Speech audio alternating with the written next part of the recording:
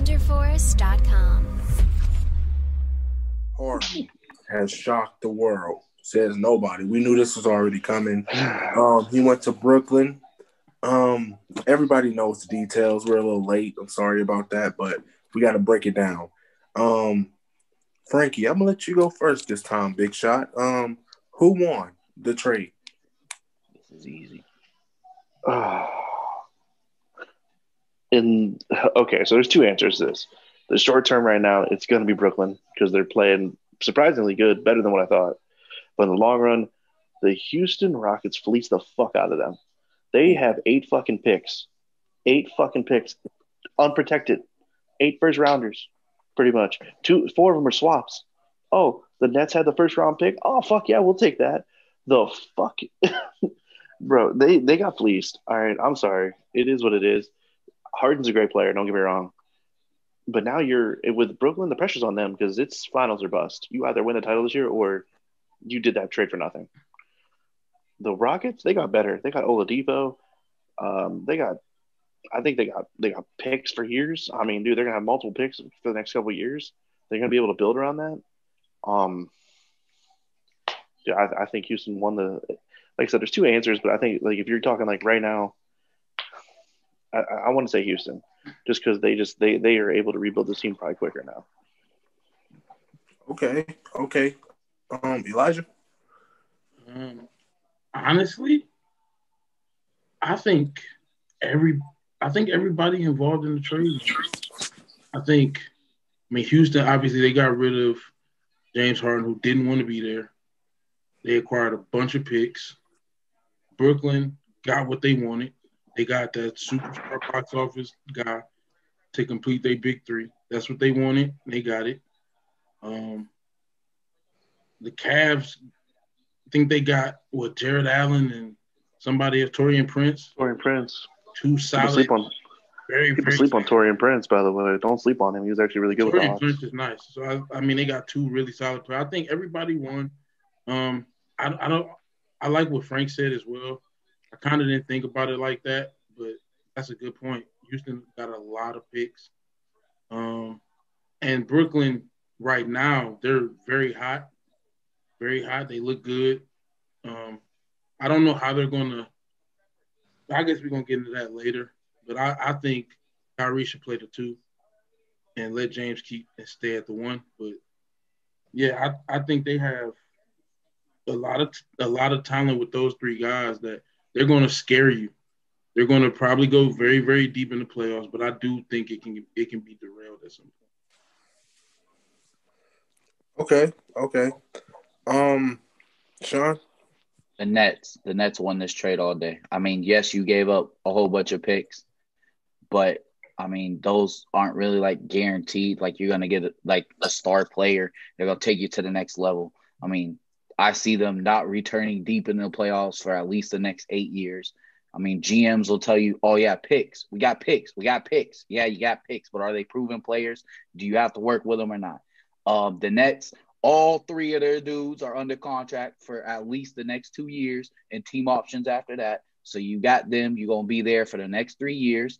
You can make deep playoff runs, go to the finals, maybe even win a ship. But, yeah, the Nets all the way. You gave up picks that you don't know who they're going to be, don't know if the player going to be good, and Caris LeVert, who got a mass on his kidney, and Jared Allen, who he was already going to move on with anyways. The Nets all day.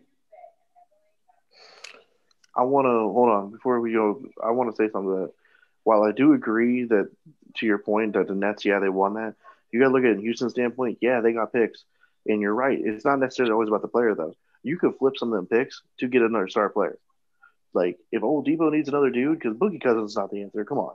John Wall's not the answer. If the Houston Rockets want to make some moves and they want to sign some people, John Wall's not that good. Come on. He can't stay he can't stay healthy. And you can't – has he stayed healthy how many years, Dre? He has not stayed healthy, but I think he's good. Come on. That's what I'm saying. Good. He's good. If he can stay healthy, then I think that team can chime in on the playoffs. Did you see what they did last night? Didn't they lose last night? Didn't the Lakers lose? Yeah. Ooh, we're going to get into that later. Oh, here he goes. Sean, he dying. But I get what your point is. But the picks are more of a bargaining chip. I would look at it. Yeah, if the Houston's going to be bad, they keep their own pick. But that Nets pick, man, you can move that around, get what you want. You can get a player, you can get a contract, you can do whatever you want with that. That's I think is more value to me is for a team that's rebuilding than it is for James Harden to go and be like, oh, I'm just basically going to stand here and get wide open threes because KD and Kyrie are there. I mean, it's what it's going to be. Although James Harden doesn't really shoot wide open threes, he goes to the rack and gets a phantom foul call every time. So, but I'm not going to go into that. But like, I get what you're saying, Sean. But the trade could honestly go both ways. Those are the two teams I would say it won. But yeah, I just think like in Houston's aspect, they could literally, if they wanted to do something, they could be like, oh, well, we got a couple picks here, a couple swaps. Boom, I can get, I don't know, De'Aaron Fox, something like that, if they really wanted to. Kings are always doing dumb shit, anyways. I think it's a win-win for both too. I think what Houston was really looking into is the money aspect. With those picks, I mean, you don't probably three of those picks combined is the same as Harden's whole contract, and those are first rounders. So I mean, I think they looked at it as a money aspect. Plus, Harden didn't want to be there, so why not get Oladipo, one of the best defensive players? We was talking about it already. Why not go get him and add him to a John Wall and Boogie Cousins in that bench? They got a decent bench. Everybody's sleeping on their bench now. Dude, a guy they're sleeping on, man, is Christian Wood. Christian Wood had 30 and 9 last night, and he's starting to come in his zone too. I'm not a big like Boogie Cousins ain't what he used to be, and John Wall I think lost a step. I could be wrong. I hope I'm wrong, but I don't know, man. The trades can go both ways. You could say either one, really. Oh, we'll definitely find that out. But while we're on the Nets, how would this work with Kyrie's situation? What would you do, as of Kyrie's role right now, Elijah? I mean, like I said, I would move him to the 2, and let James kind of be more of a facilitator. Just because I don't think facilitating is Kyrie's best attribute, not even close. Yes, there's going to be times where Kyrie is going to need the ball in his hands, and that's where it gets tough. Are they going to be fighting for touches? But if they can find a way to eliminate that part of it, they'll be really good. That's really the only hiccup that they're going to have to face. Kyrie's outside stuff, I don't even want to factor that into it. I think he said he's ready to play, so I'm going to base everything off of that. If he's truly ready to play and what he said in his interview, then I'm confident that he's going to be with the team. And if these dudes stay healthy, they're very scary. As a LeBron James fan, they are very scary because they can score a lot. They can score a lot in bunches. And don't let all three of them get hot. It's a long day, a very long day. So yeah, I like the move. A lot of people hating on it. I like it. The league now is about superstars. That's what it's about. That's how you win. Yeah, and going off what you said too, this league is full of superstars, and in my opinion, it's always been about superstars. Look at the Bulls. Everybody say it was drafted in, but still, like they went out and got what is his name? I can't think of his name now. Dude that went to he was with Detroit. Rodman. How you forget Crazy Rodman? My bad, man. My brain ain't working right now, but it's never working like that. But my thing with Kyrie too is, I'm going on a little side note here. Kyrie, he didn't want to be in LeBron's footsteps, or he wanted the ball in his hands. How is this going to work? I don't see it working. I think he gets traded. I don't think it will work in Brooklyn with Kyrie wanting to touch the ball and trying to take the last shot. It might work, but in my opinion, it doesn't. If he does stay and they don't look to trade him, like Elijah said, I will move him to the 2. Let James Harden play point guard. I just don't see how it works. Frankie?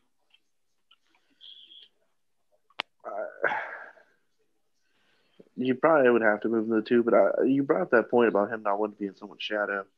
And he took a shot at LeBron, over the summer or whatever, or over their couple, like a month off or whatever the hell they had. He took a shot saying that, finally I have someone that I could rely on taking a shot or something like that, that I don't have to do it. I don't know. He said some shit like that. And I don't know. For someone who doesn't want to be in someone's shadow, he's in arguably two player shadows because he's the third best person on this team now. Because look, KD right now, have you guys seen his stats this year? Mhm. He's averaging, if not, he's averaging 30 points, 48% from three, and I think it was 87% from the free throw line. Coming back from a torn Achilles. He's That's why I'm 6'11" thinking and that's dropping. He's 6'11" dropping jumpers like that, dude. You can't defend that. But he's KD. That's what. That's- It Look, don't I matter hate what the man. kind of injury. It don't No, matter what that's kind what of I'm injury saying. coming off. He's KD. Bro, That- he's shooting 50% from three. Curry don't even do that. He's just pulling up and just like, oh, I don't care who's guarding me. Bang, in your face. It don't matter. They're gonna have to move him to the two because, like you said, he loves this. He wants to have the ball in his hand. He wants to score. Harden will probably average roughly close to a triple double this year if they do that. KD gonna be KD. He's just gonna get his looks. He's gonna do what he got to do. Yeah. I'm really, if it doesn't work out, which I wouldn't be surprised, they're gonna end up moving him for something that they want. I would not be surprised. I don't know who. I don't know what you can get, but Kyrie just has like this attitude for some reason, and it bothers me. The only way it works is if he's like playing, shooting guard. Sean? Yeah, I agree. The only way this does work, Kyrie has to play the two, and he has to be all about team and not all about me. Harden has proven, no matter what team he was on, no matter if he was in that second lineup or starting for OKC, and then he went to Houston, he has proven that he can get his, plus make the team better by passing the ball a lot. He shoots a lot of volume. Yes, he does, but that's how he gets his. He doesn't always have to get it. It's not about just James Harden. He is trying to win, make the team better, as he was in Houston. I mean, at times in the playoffs, it might look like he's just trying to get his. But like I say, he takes a lot of volume. He does throw a lot of assists. He is looking at other guys all the time. Kyrie, like I said, is more about me. He wants to dribble around, break you down, make you look stupid. That's not going to fly in this situation with everything around you. The ball has to move. Whoever's open is going to take the shot, whether it's KD, Harden, Kyrie, but he definitely has to take a secondary role to being primary ball handling. And I think that will happen because isn't D'Antoni there with Steve Nash? Yeah, he's just assistant Yeah, coach. that's going to happen because everybody knows how it works. It's going to happen. Now, I'm gonna stay with you, Sean, on this. Let's say he does move to shooting guard. How do Kyrie handle this? I mean, from him, his attitude just gonna have to change. It's no longer about me. This many years old, I got one championship. Yes, some people do consider me a great show, and yes, he is a great show to watch. But it's no longer just about me making cats look stupid. Let's put it all aside and let's do what we all came here to do, which is win a ring. Not everybody's in the NBA just to have fun. People have goals. Let's win a ring. That is the team goal. We're not here just for me to make people look stupid and shoot some shots and this and that. No, it's to win a ring. You have to sacrifice for your brothers. Just like D-Wade had to do LeBron's first or second year there. First year, he didn't give LeBron the reins. He went out, said, look, this is your team. We're going to do what you do. I'll play off of you. Exactly. He's going to have to do something like that. And that's why the NBA have an All-Star game. I mean, if you want to do it like show and tell shit, play that in the All-Star game. God damn. It's not that hard. Frankie? I don't know.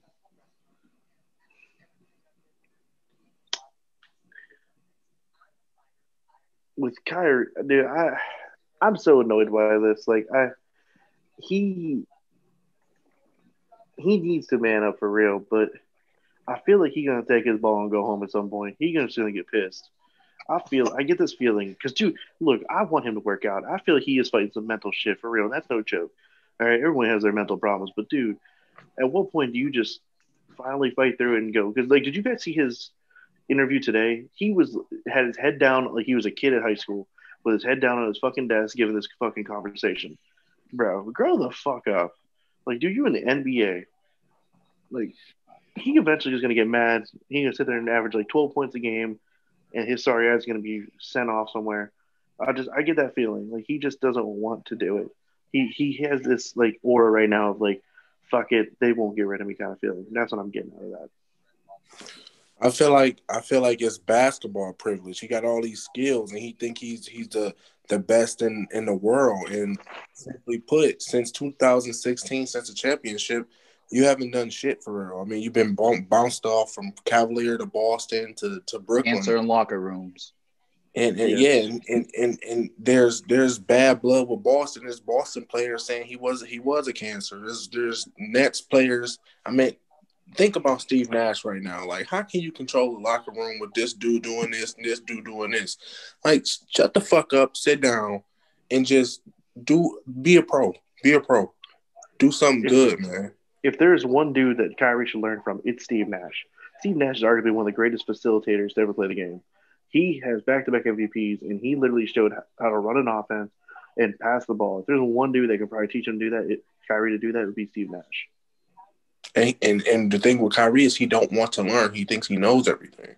No, he thinks he's Kyrie. He thinks because of his skills, he's undroppable. He can't be touched. He thinks like, oh, well, someone will pick me up. Yeah, someone's going to pick you up, and you're going to have the same fucking problem here. You're going to go to team to team to team and end up winning 32 games every year and be pissed. So you got to fucking man up and just deal with what you want. You want to know what I don't get? Like, yes, he's great and he has all these skills, but your idol, so you tell everybody, was Kobe.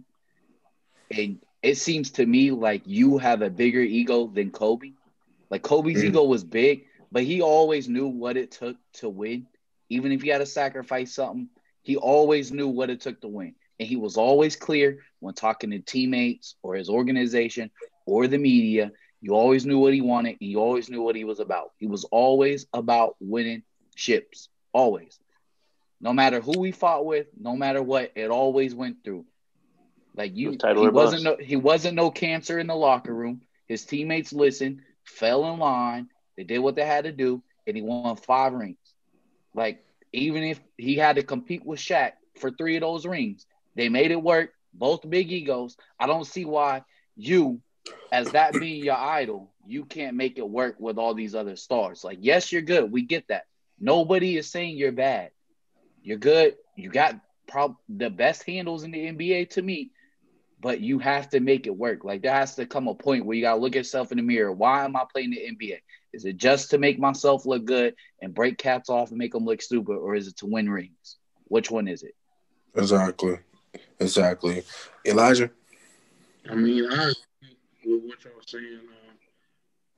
It is to a point where he need a heart check, and he got to look inside himself and figure out what he wants his legacy to be. At the end of the day, that's what it comes down to. Do you want to be known for winning championships, or do you want to be known as, like Sean said, the guy who just dribble around people and break them down and get to the basket, or you got the prettiest finishes, the best handles, and only one championship? And that would be the biggest stain on his career. And now it's starting to look like, does he even care about his career? Does he even care? And is he not realizing that his clock is ticking? Like, he's not getting younger at all. Like, his time is going to come. And he's going to look back on his career, and he's going to come back to moments like this, like, damn, I had the opportunity to play with 2 of the best players ever, 2 of the best scorers ever. And I'm possibly one of the best scorers ever. And I blew the opportunity to win a championship or multiple championships because of my own ego. So if he's as intelligent as he wants people to think he is, the smartest thing that motherfucker could do is make this shit work. Win you some fucking championships. Be a part of a great team. Because that's what y'all got the opportunity to be with 3 box office talents like that. And it's just obvious who needs to make the adjustment. Yeah, definitely. And going off what you, Sean, and Frankie said though, does he want to be a player with a whole bunch of highlight tapes and hoops tapes and just a realm full of Tim Hardaway, or do you want to get that ship like Kobe, like LeBron, like Jordan? This is what he need to think about. You could be like create your own path as far as your legacy goes, or you could have that one championship with LeBron, and you will go down in history. Ironically enough, in LeBron's shadow. Yep. The one thing you didn't. No, you're good. Go ahead. That shit is crazy. Because he claimed one jumper. He hit the game-winning jumper pretty much, and I get that, and that's great. But bro, you are what, 4 rings behind LeBron? How many was it? 3, 4 rings, right? Yeah. And you want to, and your time's coming up, dude. LeBron's proven to be arguably one of the greatest players to ever play the game. And Kyrie out here just trashing him like, oh, I finally got a guy who wants to take a shot. LeBron wants people to take the shot. He doesn't want the glory. He has the glory. He gets the shit. He wants the best play. He doesn't care about hitting a contested 3. He wants the wide open jumper. That is not because he doesn't want the bright lights. Kobe wanted the bright lights, but Kobe also knew how to make the smart fucking play. All right? MJ did the same thing, although MJ was a fucking savage in the clutch. And I hate to admit that. I hate it because he was an assassin for sure. Oh my, the push-off still gets me against the Utah Jazz with that perfect jumper, the net, everything, dude. Just like that's how he should have ended his career. But it's crazy though. No, I agree. Like Elijah's right. Imagine going down in history with one title, and the only reason you won that title is because you were on someone else's team. Yeah, you hit the game-winning jumper essentially, but there was a lot of things leading up to that. LeBron had arguably one of the greatest blocks ever. And don't forget the defense from JR on that. He did hold him up so LeBron could get. Don't forget man JR's defense. Don't forget Kevin Love. Hey, don't forget Kevin Love locking down Steph Curry. I'm just saying on that one possession. Hey, it was a team win, but the last thing I'm gonna say about this, we all agree that LeBron is the best small forward in NBA history. Small forward? Yeah. Best? I would say yeah. I would say yeah. Okay. Now listen. Now, would you even put Kyrie in the top 5 of the best point guards in NBA history? Who's his nigga? No. That's the thing. That is the thing. That's the thing right there. Dude, that's a good point too, Trey. That's what he got to think about. I mean, do you want to go down as a Hall of Famer, one of the best point guards, one of the best pass? If he could even be a best pass, look at his passes. His passes are nice. He just don't pass the fucking ball. He just don't do it enough. I was gonna say, but what's his highest career average of assists though? I'd be curious to find out. What's it, 5? Probably like 6. Right. I think it was last year. Actually, it was last year. I'm pretty sure. Yeah. I'd be curious to see what it is, but there's no way it was more than 6. And you're a point guard in the NBA. Curry averages more than that. He still gets his buckets, bro. Come on. Yeah. It's just like everybody say, he just gotta, man. He need time. He need to sit out the rest of the season, maybe to get his head straight. Right. I mean, maybe he'd grow some dreads or something, man. We'll see. Oh. But Derek. That dude passed. Fucked up for that.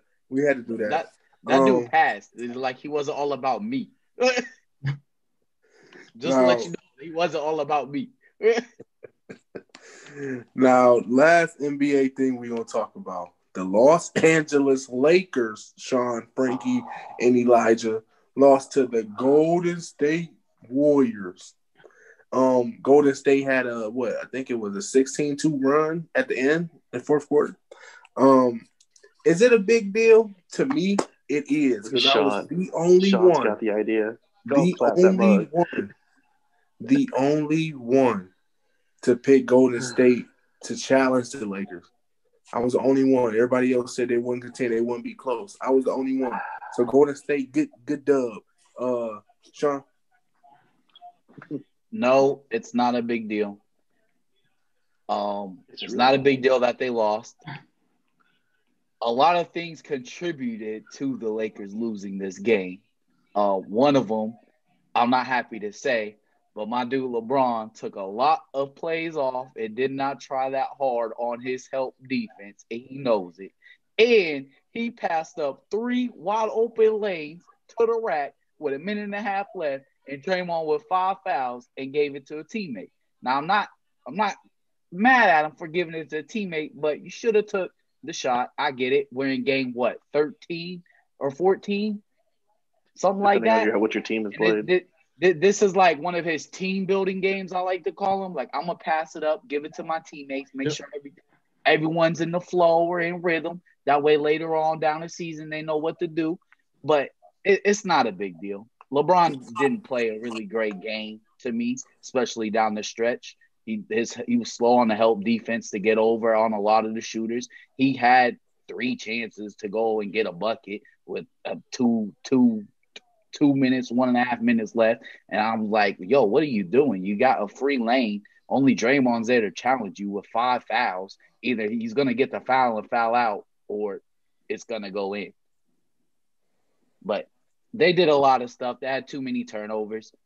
They kept getting the Warriors down. They kept coming right back. It's no big deal. Game 15, like I said, we're not that far in. There's less games to play, but we're not that far in for it to be like a big ordeal, especially when they have the best record right now in the NBA by a half game. Yeah, we're only 15 games in. I just wanted to say something. I wanted to clown y'all.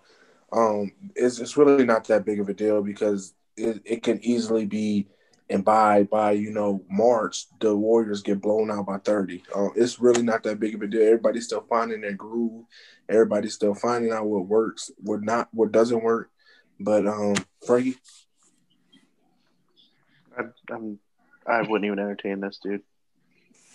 I'm just saying. What are the Warriors? 6-8, 7-8? Are they over 500? I honestly have not had a chance to check the standings lately. But they're not over 7-6. They're what are they? 7-6. Okay, it's not terrible, but I mean, they're one bad injury away from being probably a 15, 17 win team again. All they got to do is lose like Oubre or somebody again. Well, not again, but I mean, they didn't have Oubre. But Oubre, I will admit, Oubre. By the way, he was the key while the Warriors won, because that third quarter, I don't know what he did in the locker room. That third quarter, he came out blazing. I think he had 4 threes in a row. They say he did coke like the old Bulls team. Well, whatever he did, he need to not do that again when he played by Lakers. I'm just saying, like, Oubre's coming on nice. He's starting to play.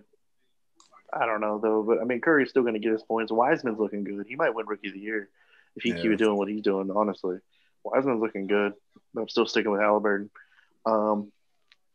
It's not a big deal. Like Sean said, it's the 15th game. Talk to me when it's like 66, 67. Yeah.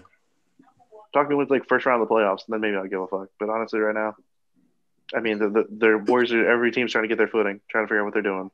LeBron only took 16 shots, by the way. Okay, that's cool. I like that analysis. Elijah. No big deal.